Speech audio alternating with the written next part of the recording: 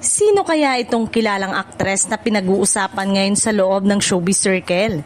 Ayon sa isang insider mula sa isang TV network, nasa interesting stage na raw ito, ibig sabihin marami ang nagdududa na siya ay nagdadalang tao.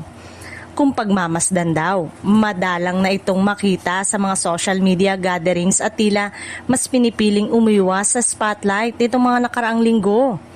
May ilan ding napapansin sa kanyang mga recent appearances na mas loose ang kanyang mga suot na damit dahilan para mas lalo pang lumakas ang mga espekulasyon. Ang mas nakakaintriga, kilalang-kilalang aktres na ito bilang isa sa mga prime talent ng network. Kaya't kung totoo man ang balitang ito, siguradong magiging malaking usapin sa entertainment industry.